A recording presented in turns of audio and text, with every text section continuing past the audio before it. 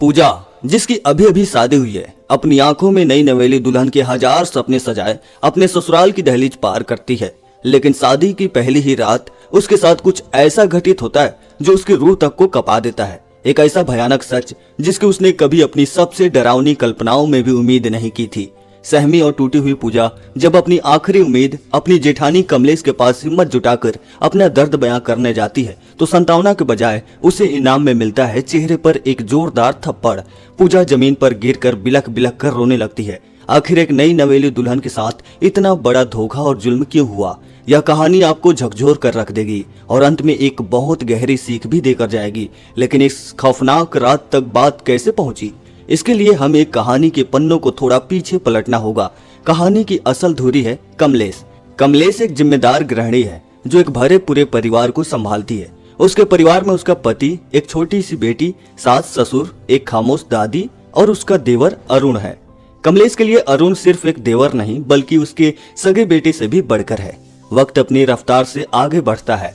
अब अरुण जवान हो चुका है और पूरा परिवार उसके लिए रिश्ता देखने जा रहा है। जिस लड़की को देखने पूरा परिवार जा रहा है उसका नाम है पूजा। इंग्लिश ऑनर्स में बीए कर चुकी पूजा अपनी बातों और आत्मविश्वास से सबका मन मोह लेती है। जब वो अपनी मीठी आवाज में एक अंग्रेजी गाना गाकर सुनाती है तो मानो पूरा परिवार उस पर फिदा हो जाता है। अरुण तो जैसे उसे देखते ही अपना दिल हार बैठता है। लेकिन इस पूरे कमरे में एक शख्स ऐसा था जिसके चेहरे पर खुशी की जगह एक उलझन थी। कमलेश को पूजा का यह मॉडर्न और बेबाक अंदाज बिल्कुल रास नहीं आता, लेकिन अरुण की खुशी और उसकी जिद के आगे कमलेश को झुकना ही पड़ता है। मन मारकर ही सही, वह इस रिश्ते के लिए हामी भर देती है। उसी दिन चटमंगनी पट ब्याह को तर्ज पर धूमधाम से रिंग सेरेमनी हो जाती है। पूजा की उंगली में अरुण के नाम की अंगूठी सज जाती है। लेकिन किसी को पता नहीं था कि यह खुशियां सिर्फ एक रात की मेहमान है। अगली सुबह कमलेश अपनी सास के साथ ऑटो से कहीं जा रही होती है। अचानक रास्ते में उनकी नजर एक भारी भीड़ और शोर शराबे पर पड़ती है। कुछ लोग सड़कों पर विरोध प्रदर्शन कर रहे थे। तभी भीड़ के बीच कमलेश की नजर एक ऐसे चेहरे पर पड़ती है जिसे देखकर उसके पैरों तले जमीन खिसक जाती है। वह सरेआम भड़क उठती है और हुक्म सुनाती है कि यह सब नौटंकी तुरंत बंद करो। गुस्से से आग बबूला कमलेश आगे बढ़ती है। पूजा का हाथ झटक कर पकड़ती है और उसकी उंगली से सगाई की अंगूठी बेदर्दी से खींचकर निकाल लेती है। एक ही पल में, एक झटके में उसने वह रिश्ता तोड़ दिया जो कल ही जुड़ा था। जब कमलेश यह तूफान लेकर घर लौटती है तो घर में कोहराम मच जाता है। कमलेश का पति उसे आईना दिखाते हुए कहता है कि जो रायता तुमने बिना सोचे समझे फैलाया उसे अब तुम्हें ही समेटना होगा। बेचारा अरुण भी लाख मिन्नतें करता है, समझाने की कोशिश करता है कि पूजा की सोच गलत नहीं है, लेकिन कमलेश अपने गुरूर में अंधी हो चुकी थी। उसके कानों पर जू तक नहीं रेंगती और वह किसी की एक नहीं सुनती। कुछ देर बाद कहानी में एक खूबसूरत और जज्बाती मोड़ आता है। अपने रिश्ते को बचाने और अपनी बात समझाने के लिए पूजा खुद कमलेश के पास पहुंचती है। वह बहुत ही नरमी से माफी मांगते हुए कहती है, अगर हम सही के लिए और दूसरों के हक के लिए खड़े नहीं होंगे तो यह दुनिया धीरे धीरे खत्म हो जाएगी। कमलेश जो भले ही पुरानी सोच की थी लेकिन दिल की साफ पूजा की बातों की गहराई को महसूस कर लेती है। उसका दिल पसीज जाता है और वह मुस्कुराकर कहती है कि मुझे बातें जरा देर से समझ आती है, लेकिन जब एक बार समझ आ जाए तो मैं सही का साथ कभी नहीं छोड़ती। यह कहकर कमलेश पूरे मान सम्मान के साथ वह अंगूठी वापस पूजा को सौंप देती है। आखिरकार सहनाइयां बजती है। अरुण और पूजा विवाह के बंधन में बन जाते हैं। लेकिन शादी की इस चकाचौंध के बीच एक परेशानी छिपी थी। शादी वाले दिन पूजा की तबीयत बेहद खराब थी। तेज बुखार और बदन दर्द के कारण उसका बुरा हाल था। फेरों के वक्त भी वह दवाइयों के सहारे मुश्किल से खुद को खड़ा रख पा रही थी।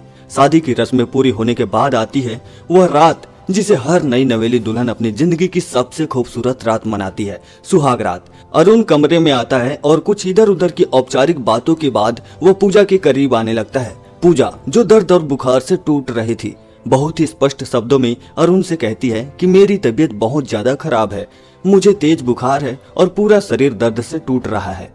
प्लीज आज हम कुछ भी नहीं करेंगे। लेकिन अरुण पर जैसे हवस और पति होने का गुरूर का भूत सवार था। उसने पूजा की एक न सुनी। पूजा के लगातार मिन्नतें करने, रोने और मना करने के बावजूद अरुण ने अपनी मर्दानगी के अंधे नशे में उसके साथ जबरदस्ती की। नई दुल्हन के वह सुनहरे सपने उसी बिस्तर पर बुरी तरह कुचल दिए गए। सुबह की किरणें कमरे में आई, लेकिन पूजा की दुनिया में हमेशा के लिए अंधेरा छा चुका था। वह दर्द और सदमे से कराहते हुए बस रोए जा रही थी। अरुण उसे चुप कराने की कोशिश करता है मानो कोई बहुत मामूली बात हुई हो। वह बड़े हक से कहता है कि अरे मैं तुम्हारा पति हूँ, यह तो मेरा हक है, शादी के बाद तो यह सब होता ही है। यह सुनकर पूजा के अंदर का दर्द एक चीख बनकर फूट पड़ता है। वह बिलखते हुए अरुण की आंखों में देखती है और कहती है कि हक तूने मेरा किया है। ये शब्द सुनकर अरुण सन्न रह जाता है, लेकिन अपनी घिनौनी हरकत पर शर्मिंदा होने के बजाय उसकी मर्दानगी को चोट लग जाती है। वह गुस्से से आग बबूला होकर कहता है कि अगर तुझे लगता है कि मैंने कुछ गलत किया है तो जा बाहर और चिल्ला चिल्लाकर सबको बता दे। यह कहकर वह निर्दयता से पूजा को कमरे से बाहर निकाल देता है। रोती कांपती पूजा जैसे ही कमरे से बाहर आती है, उसकी नजर आंगन में खड़ी कमलेश पर पड़ती है। कमलेश घर की और पड़ोस की कुछ औरतों से बातें कर रही थी। पूजा के कानों में कमलेश की आवाज पड़ती है कि औरतें जितना किसी बम के फटने से नहीं डरती, उतना अपनी इज्जत का तमाशा बनने से डरती हैं। यह एक वाक्य पूजा के सीने में किसी जहरीले तीर की तरह चुभ जाता है। उसे तुरंत समझ आ जाता है कि जिस समाज और परिवार में वह खड़ी है, वहां अगर उसने अपना मुंह खोला तो उसे न्याय नहीं मिलेगा, बल्कि इस घर में उसी की इज्जत का सरेआम तमाशा बन जाएगा। समाज और बदनामी की इसी खौफ से हारकर एक जीती जागती हक के लिए लड़ने वाली लड़की अपने आंसू पीते हुए खामोशी से वापस उसी घुटन भरे कमरे में लौट जाती है। उसके मासूम दिल में कहीं न कहीं यह उम्मीदें बची थी कि शायद अरुण को अपनी हैवानियत का एहसास हुआ होगा, शायद वह अपनी गलती मानेगा और उससे माफी मांगेगा।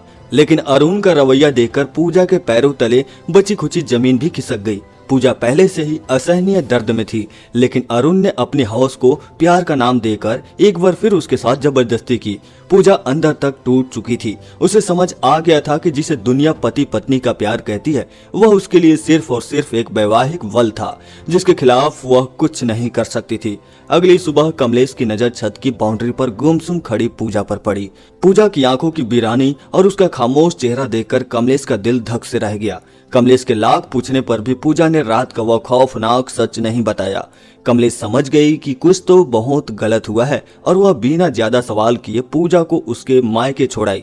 मायके पहुंचकर पूजा ने सोचा कि शायद दुनिया में एक माँ ही है जो अपनी बेटी का दर्द समझ सकती है। उसने अकेले में अपनी माँ को बीती रात की सारी सच्चाई और अरुण की दरिंदगी के बारे में बता दिया, लेकिन जो जवाब उसकी सगी माँ ने दिया वह अरुण की हैवानियत से भी ज्यादा खौफनाक था। माँ ने उसे सीने से लगाने के बजाय समझाते हुए कहा कि पति पत्नी के बीच यह सब तो होता ही है, शादी की है तो यह सब तो निभाना ही पड़ेगा, इसमें ना कहने वाली क्या बात थी, इसी से तो परिवार और वंश आगे बढ़ता है। अपनी ही माँ के मुंह से यह शब्द सुनकर पूजा सन्न रह गई।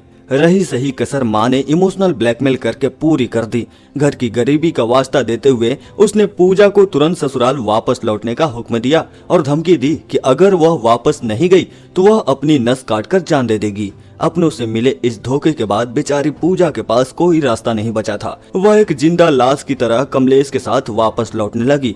सफर के दौरान एक जगह वॉशरूम जाने के बहाने पूजा ऑटो से उतरी। यह उसकी जिंदगी का सबसे बड़ा फैसला था। उसने पीछे मुड़कर नहीं देखा और वहां से चुपचाप भाग निकली। कमलेश ने उसे पागलों की तरह हर जगह ढूंढा, लेकिन पूजा का कोई सुराग नहीं मिला। घर पहुंचकर जब कमलेश ने यह खबर दी तो पूरे परिवार में हड़कंप मच गया। सबने पूजा को ढूंढा, लेकिन वह जैसे हवा में गायब हो गई थी। हार कर कमलेश ने पूजा की दोस्त सोना को फोन मिलाया, जो एक एनजीओ में काम करती थी। सोना ने कहा कि उसे पूजा के बारे में कुछ नहीं पता, लेकिन वह उसे ढूंढने की पूरी कोशिश करेगी। आखिरकार सोना की तलाश पूरी होती है। पूजा उसे एक सुनसान पार्क के कोने में गुमसुम किसी सहमी हुई बच्ची की तरह बैठी मिल जाती है। जब कमलेश वहां पहुंचती है तो पूजा हिम्मत जुटाकर अरुण की उस खौफनाक रात की सारी दरिंदगी और सच्चाई कमलेश के सामने उगल देती है। लेकिन सालों से अरुण को अपने बेटे की तरह पालने वाली कमलेश का अंधा विश्वास सच्चाई पर भारी पड़ जाता है। सच सुनने के बजाय कमलेश का गुरूर टूटता है और वह गुस्से में आकर पूजा के गाल पर एक जोरदार थप्पड़ जड़ देती है। वह चिल्लाती है और पूजा को लगभग घसीटते हुए वापस उस कैद खाने में ले आती है। भले ही कमलेश ने पूजा को थप्पड़ मार दिया था, लेकिन एक औरत होने के नाते उसके अंदर शक का एक बीज बोया जा चुका था। वहीं दूसरी तरफ हम देखते हैं कि हनीमून के खूबसूरत वादियों में पूजा अंदर से पूरी तरह वीरान और खौफजदा थी। वह अरुण से एक आखिरी उम्मीद के साथ बात करने की कोशिश करती है, लेकिन अरुण की आंखों में प्यार नहीं, सिर्फ एक भूखे भेड़िए जैसी हवस थी। वह एक बार फिर पूजा की चीखों और आंसुओं को अनसुना करते हुए उसके साथ जबरदस्ती करता है। बेचारी पूजा उस बिस्तर पर तड़पने और रोने के अलावा कुछ नहीं कर पाती। वह जिसे अपनी जिंदगी का साथी समझकर समझाने गई थी, वह सिर्फ एक जल्लाद निकला। पूजा को उस रात पूरी तरह समझ आ गया था कि अरुण की नजरों में वह कोई पत्नी या प्यार नहीं, बस उसकी हवस मिटाने का एक बेजान जरिया भर थी। पूजा की जिंदगी एक जीते जागते नर्क में बदल चुकी थी। एक रात खौफ से कांपती पूजा खुद को बाथरूम में बंद कर लेती है। बाहर से अरुण दरवाजे को पीटते हुए उसे बाहर आने का हुक्म देता है। अंदर से डरी सहमी पूजा रोते हुए कहती है कि आज मैं तुम्हारे करीब नहीं आ सकती, मेरे पीरियड्स शुरू हो गए हैं। लेकिन एक हैवान के सिर पर सवार हवस को भला कोई कैसे रोक सकता था। अरुण का जवाब किसी भी इंसान की रूह कपाने के लिए काफी था। वह बेशर्मी और क्रूरता से कहता है कि मुझसे झूठ मत बोलो, दरवाजा खोलो, मुझे देखना है। यह सुनकर बाथरूम के अंदर खड़ी पूजा की जान सूख जाती है। उसे समझ आ जाता है कि यह दरिंदा उसकी कोई बात नहीं मानेगा।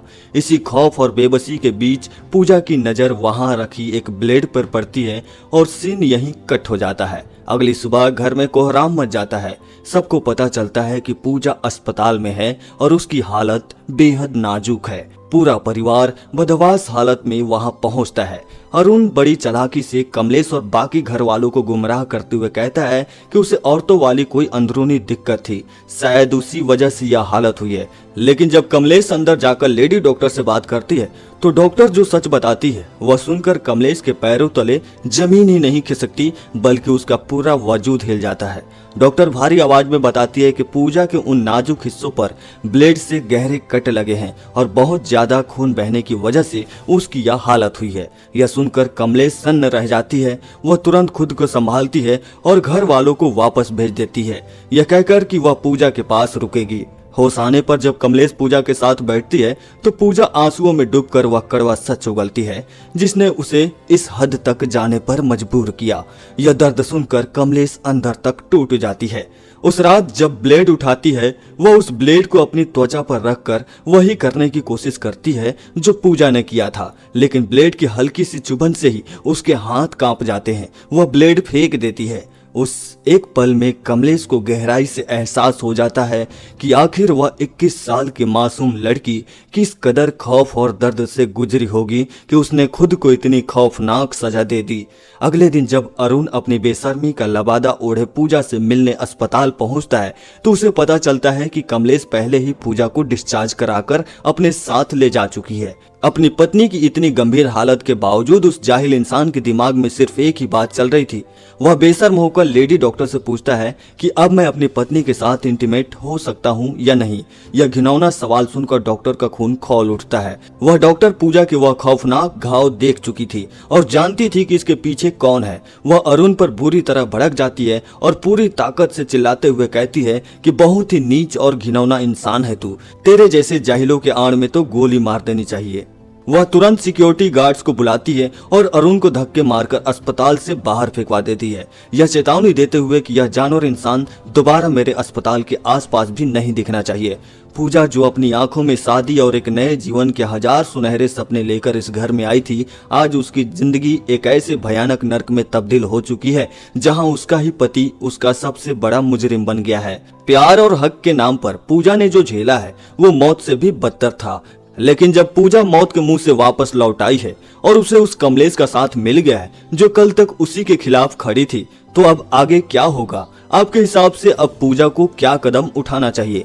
क्या उसे अरुण को माफ कर देना चाहिए या उसे ऐसी सजा देनी चाहिए जो एक मिसाल बन जाए? अपनी राय कमेंट्स में जरूर बताएं। वीडियो को लाइक करें और चैनल को सब्सक्राइब करना बिल्कुल ना भूलें ताकि पूजा की कहानी का अगला और सबसे अहम हिस्सा आते ही आप तक पहुंच सके। मिलते हैं बहुत जल्द कहानी के अगले भाग में।